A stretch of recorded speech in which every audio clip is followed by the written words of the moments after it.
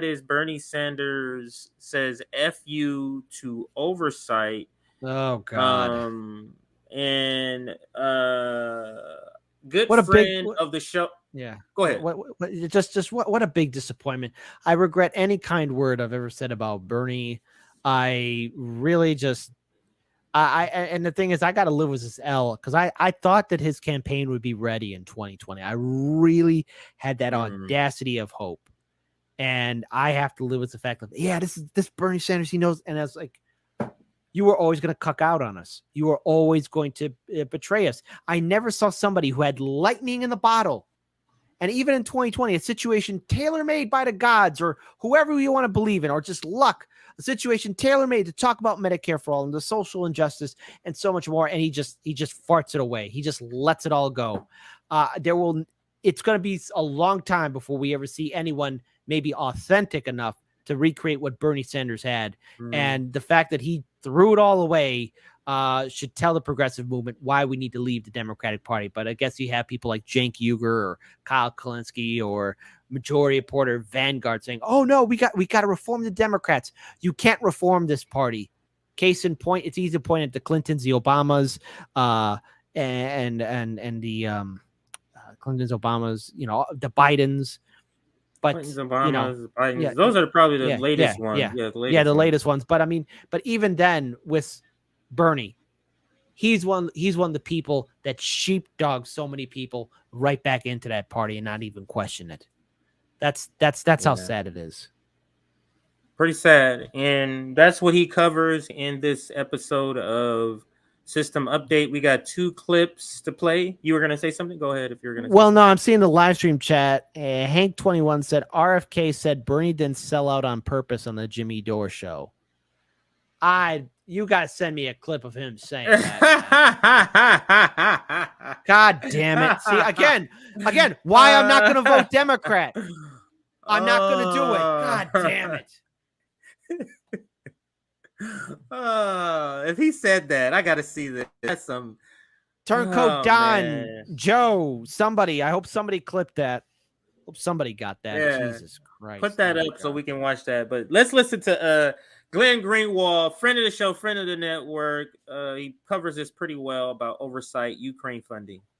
It should go without saying that there has been virtually no oversight or serious monitoring of where these weapon systems are going or where this money is going. Ukraine, of course, has long been described as the most corrupt country in Europe. So you can only imagine in the middle of a war with billions of dollars flying around, how little tracing there is or monitoring is of where that money is actually going.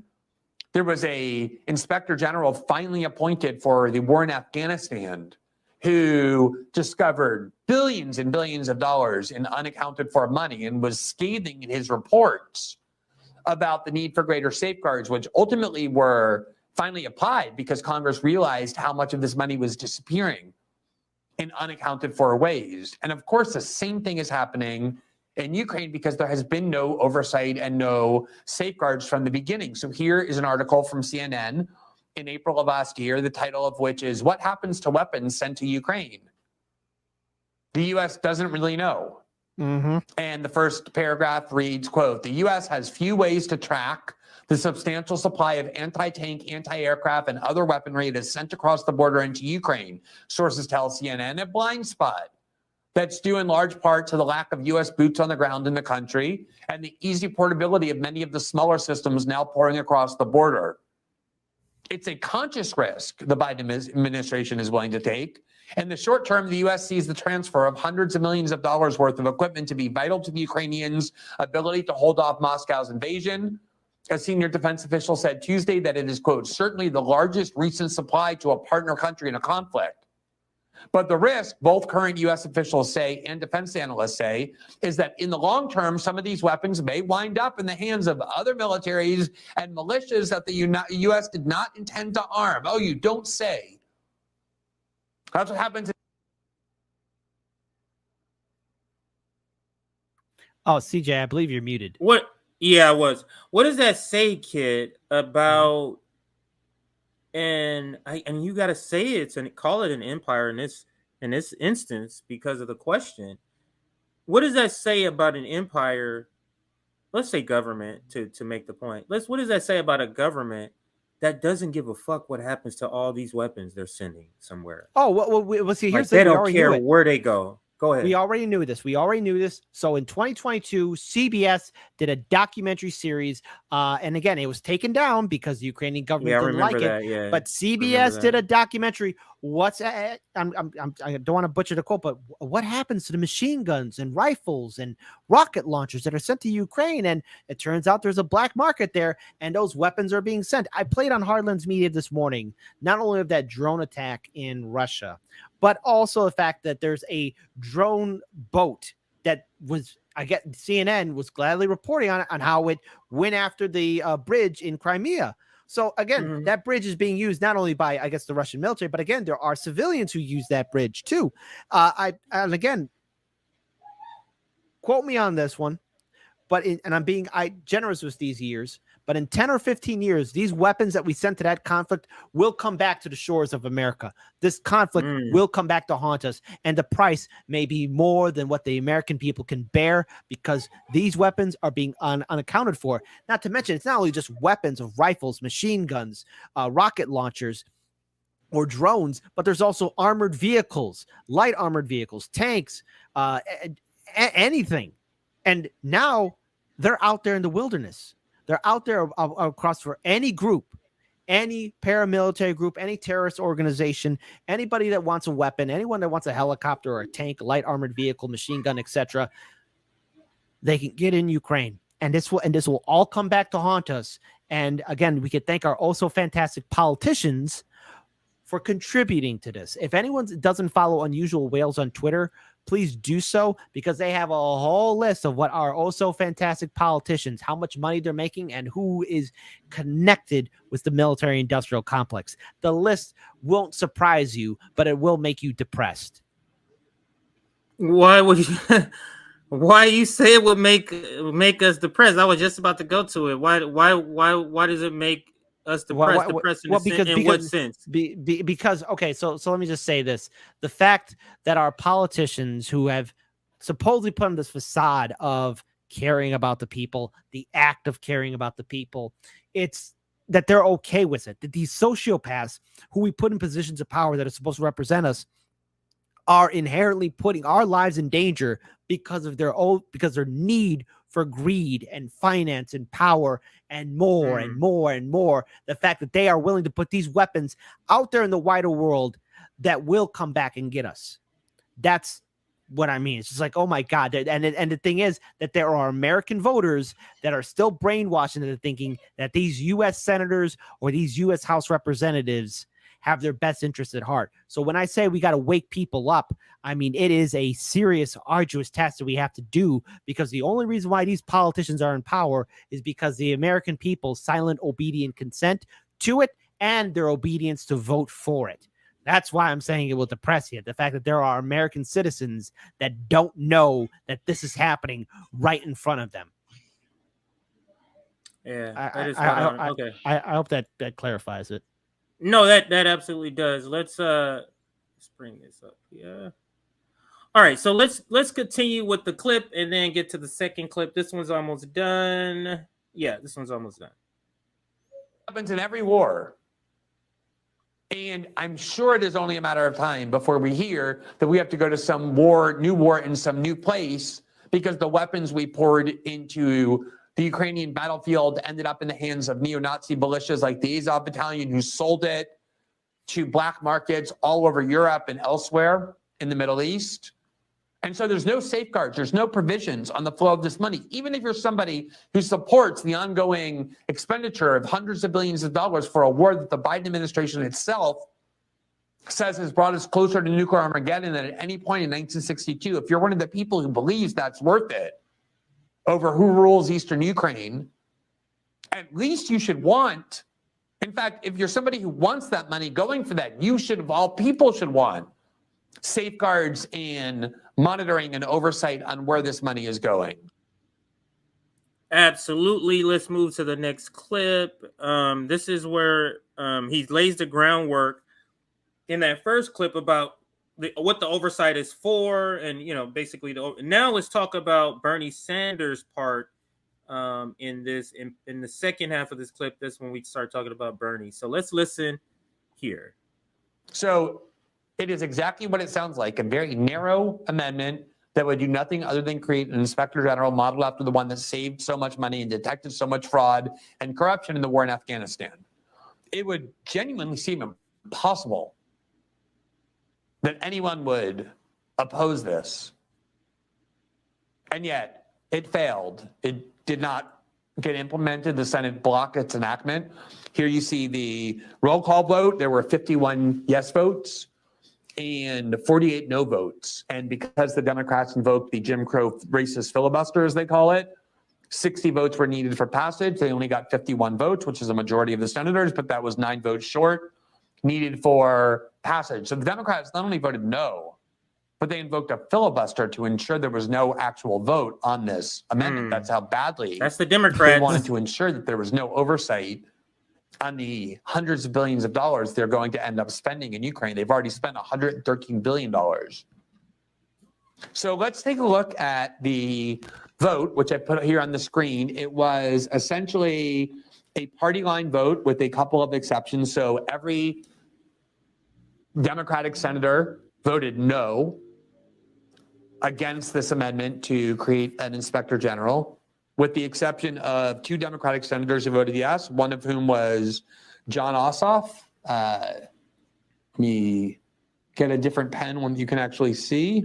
There's John Ossoff. He voted yes. And the other Democratic senator who voted yes was John Tester of Montana. That's how the 51 majority vote total was received. Every Republican voted yes in favor of these oversight provisions, with one exception, and that was Senator. It's such a backwards world where we have Republicans are the ones voting for oversight and Democrats are the ones voting against it. This is so crazy. Who would ever think that it then, because if you said that in the year 2000 or 2001 under the Bush Cheney administration, no one would believe you. I'd be like, no, the Democrats are all about accountability and oversight and justice. And nope, it all just got flipped around. And it's and it is rather funny because we've seen this happen before, but it's just the amount of, I guess, the fact that Vote Blue, no matter who, wants to construct their own reality and thinking that the Democrats are better on this issue. Do you really think it's good that they don't have any oversight? What abuse of power are they allowing to happen? What other dangers are they putting you and the rest of us in? Because they're Democrats? Do you feel all warm and fuzzy when you vote for these jagoff politicians, or when you feel like you see them speak to a crowd that somehow they're saying the greatest speech of our time? I've heard these politicians speak, okay? I heard one U.S. House representative give a speech and then fart live on air, okay? These politicians don't care. All right. No. There is a politician who farted live on air who did that happen. So yeah, and that was very recent too, by the way. Let's continue. That's pretty hilarious. Let's continue with the clip. Senator Paul, he was the only Republican who voted no.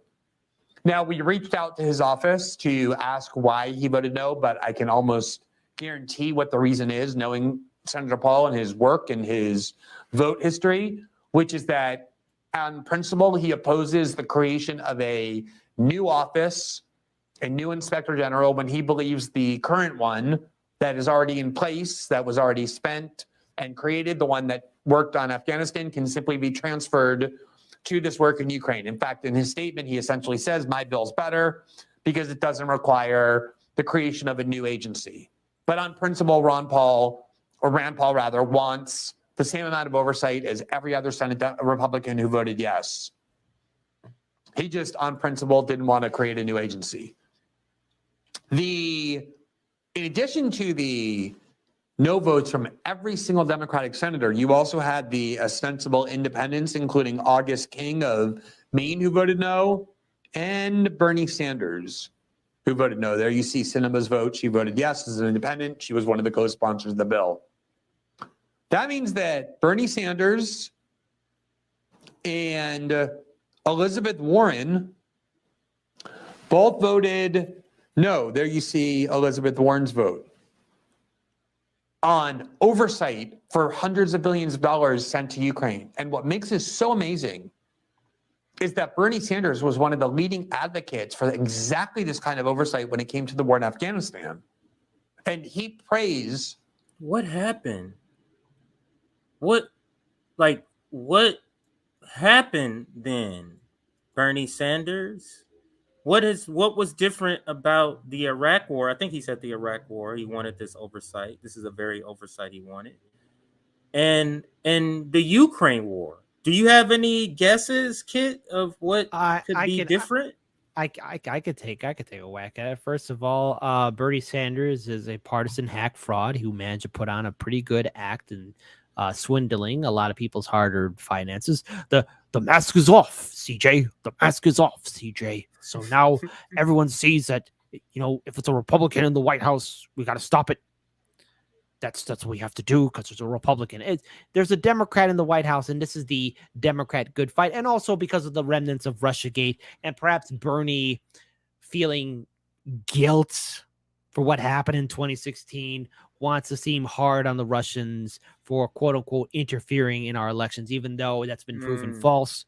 So Bernie's just doing this just to show party unity with the Democratic Party that screwed him not once but twice, but also walked over his supporters. So it's not like what happened. I mean, unless somebody threatened Bernie and his family, which I wouldn't put it past our government to do. Maybe this is just who he always has been, and just no one ever really bothered to pay attention about Bernie Sanders' voting record or how loyalty he is to the neoliberal Democrats. I mean, he could have led a movement. He could have led something far grander than himself. But the thing is, he doesn't have the heart. He doesn't have the heart to lead. That's what he's missing. Yeah. Not the heart. If there was, I think I may have seen a meme of like this, and it was of what is it? Wiz, what is it? Oz, right? The Wizard of Oz, yeah. And it was Bernie Sanders was the one who needed a heart because he didn't have any heart. And I think AOC was Dorothy in the meme I saw. But anyway, let's listen to a little more of Glenn Greenwald, and then we'll get to a couple of more receipts and move on to the next subject. On the work of the Inspector General in detecting huge amounts of corruption in the billions of dollars that went to Afghanistan. And Elizabeth Warren has been urging these kinds of audits and this kind of oversight for banking expenditures and all kinds of other expenditures because of how much corruption and fraud takes place when everybody gets to have a party with U.S. taxpayer-funded money when no one is watching as a watchdog. And yet, for some reason, and we also reached out to Senator Sanders' office to try and find out why he voted no. Not just Senate Democrats who support the war, but also supposedly their left-wing senators who hate large amounts of waste in the military-industrial complex, like Elizabeth Warren and Bernie Sanders, also don't want oversight or audits on this massive amounts of money being poured into Kiev. Just ask yourself, why would that be? We see the record of even CNN acknowledging that nobody has any idea where this money is going, where these weapon systems are ending up. Why would you possibly oppose oversight on where this money is going unless you don't want the public to know how it's actually being used? That's the only conceivable reason to vote no. Yeah, I mean, maybe it'll put Bernie Sanders and those on the left even further bad light if there was oversight. Could you see that as a possibility, or do you have any ideas to answer that question? Go ahead. Okay, obviously the first thing is party unity. That's one thing we could take away from this. Bernie wants to show unity with the Biden-Harris administration. Mm-hmm. And of course, because Trump lives rent-free in Bernie Sanders' head, he doesn't want to see Trump in the White House. He doesn't want to, again, have the Russiagate conspiracy over his own head. But I also go down for another thing. You have to remember, Bernie's a politician too. He has his own special interests. And of course, maybe he has projects he wants done in Vermont. Maybe there's things that he wants done. So if he plays ball with the Democrats, he's given his marching orders, then he gets what he wants in Vermont. They give him things that he's going to want to do eventually. So that's the one thing I could say. And Bernie will do this because he has his own self-interest at heart. And like any politician, he's flawed. He should not be viewed as the hero that he once was. But the fact that there should be no oversight, he loses all of his credibility and legitimacy to anything that he has ever said during the campaigns of 2016 and 2020, because this is how Bernie Sanders would act. And I have to wonder what a Bernie Sanders presidency would look like, because he would probably get the marching orders from the Democratic establishment and play along, or either that they're threatening him. I wouldn't put it past anyone saying that, okay, maybe they're threatening him and maybe he truly is afraid. Yeah, I don't know. Oh, Maybe God. I remember reading this article. Yeah. So let's touch upon this article. When did Bernie Sanders become the military-industrial complex best friend? This is it just came out today. I didn't even know that. Just came out today. Yeah, I had a chance to read it. This too. one's by Jack Hunter. No, I saw this on Twitter. That's how I found it. So I know people are reading this, but let's read a little bit of it. For his entire political career, progressive independent Senator Bernie Sanders has been a staunch anti-war advocate and rabidly in favor of cutting U.S. military spending. But regarding America's funding of Ukraine's war with Russia, Sanders has voted every cent of the $113 billion in U.S. aid we have sent to date. Let's leave aside for the moment whether or not you agree with Sanders that this aid is necessary, or even your position on the Ukraine-Russia war altogether. Don't you think having oversight on how $113 billion is being spent would be wise? Question mark. That is literally, Kit, one of the easiest questions to answer. Should we at least know where this money is going and how it's being spent? These billions of dollars that's being rushed out of taxpayers' hands when it's time for something to us, Kit. They take 6-7 months to get us freaking $1,400.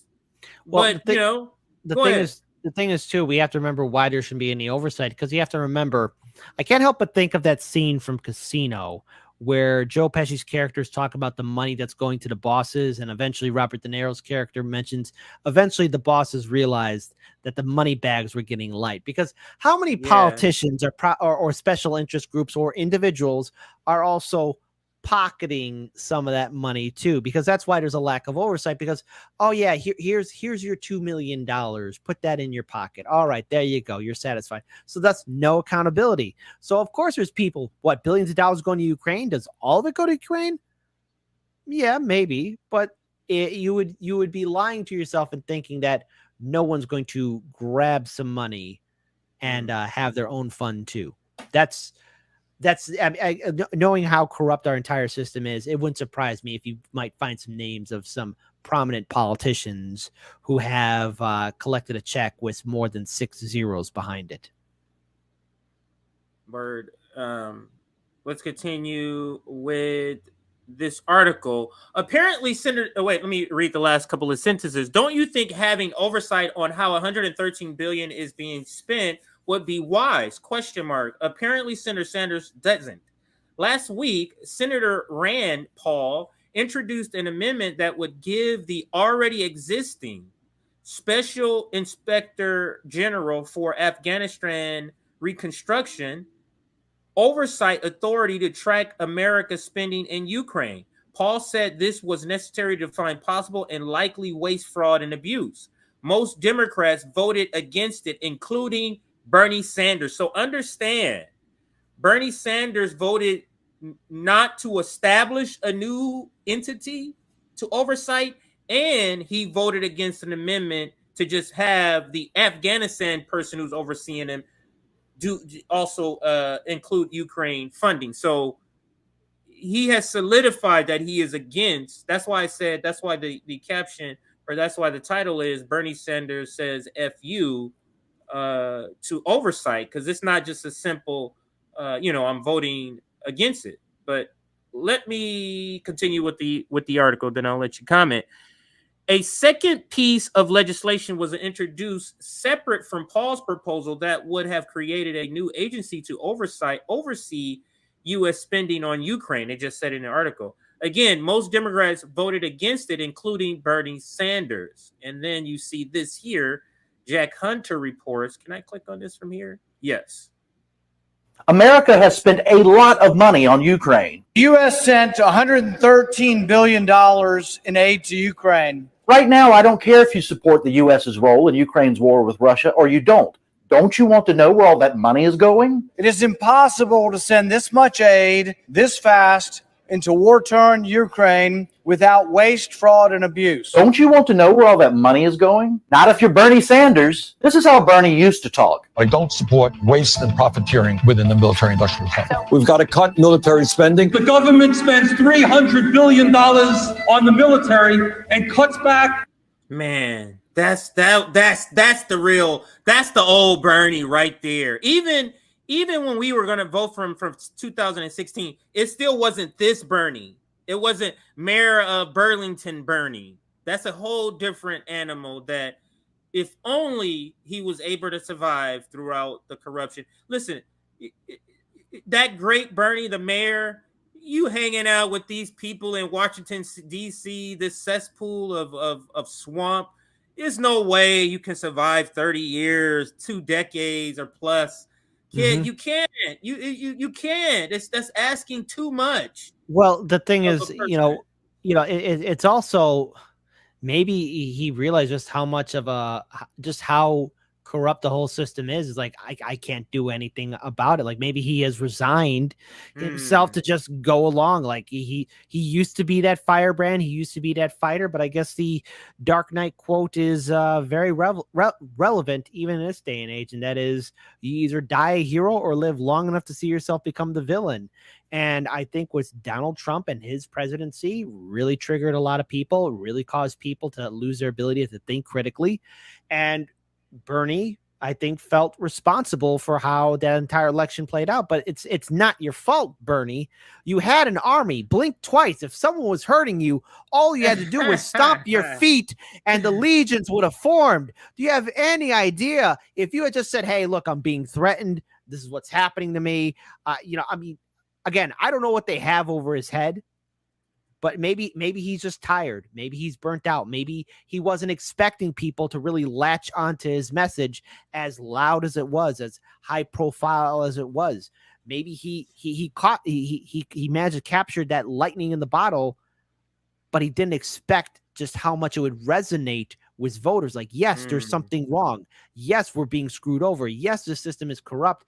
And maybe Bernie realized I can't lead this. Maybe I don't have that charisma, that heart to do it. And I would love to see this Bernie Sanders come back. I would love to see this Bernie Sanders lead us to victory. But that's the problem with movements. You just can't have a single person as the face. It's got to be it's got to be multiple individuals, and everyone has to have the same mindset to go forward. And it's sad to see him become this person, this shell of who he is. Because I can't see Bernie Sanders of 10 years going along with this, but maybe it was all an act. These are all big questions that I would love to ask Bernie, but he'll never show his face on independent media. He won't show up on RBN or HardLens Media or even on the Jimmy Dore show. He won't do it because he knows he'll get called out, and it's indefensible because he'll always say, we got to stop Trump, which is, again, look, let's say Trump gets reelected. Okay, Trump's in for office for 8 years. I mean, another 4 years. He did his 2 terms. That's it. Trump's gone. Your boogeyman's gone, Bernie. Yeah. Oh, then they'll just move over. They'll move on to the next person. Yeah, whoever the next person is. They'll move on to Tom Cotton. Yeah, they'll move on to whoever else. But let's continue the clip. Oh, wait. One other thing. We've got to cut military spending. The government spends $300. Were you saying something? One other thing. One other thing I want to bring up. My bad. Yeah, Chicago Great One brought this up here, and I think we should never forget this gemdo. He kicked Kalinsky off his own show.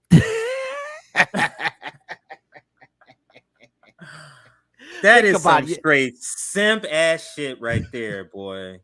That is some simp ass shit. Like you're gonna, I'll come be participate in the summit as long as CJ is not on any panels at all, and then we agree to that.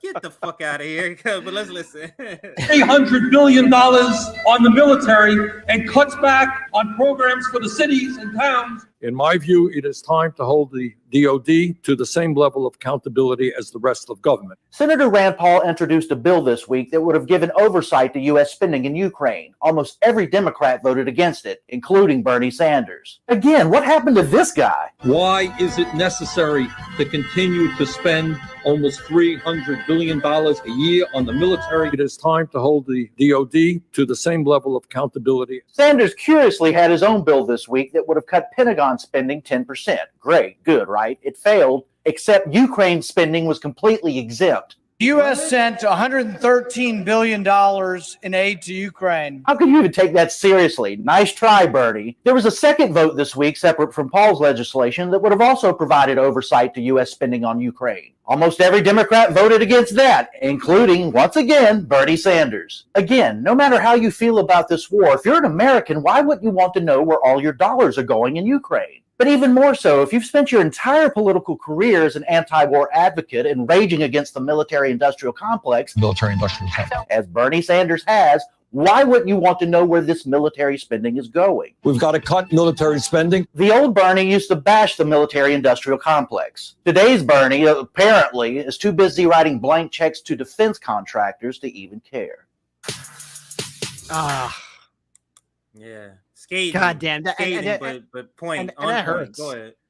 That hurts because again, I remember the crowds. I remember the feeling, the energy of Bernie Sanders speaking to people. I remember Philadelphia, and I remember seeing what was happening to all of his delegates and supporters, how they were being attacked and kicked. And I'm like, Bernie, your people are being stepped on. Are you not going to say anything, Bernie?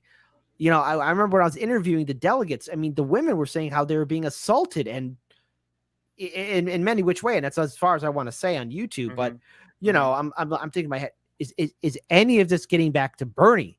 Like, you need to just say, hey, screw you guys. I'm going to do my own third party. But he didn't. He didn't say anything in Philly. There was no peace and love. I saw it. My colleague Daniel Lupker, we saw it. We saw what was happening in Philly. We were there inside the convention center. We walked in through the front door with no press passes. Again, that's a whole story for another day. But we walk in there and we're seeing so much violence.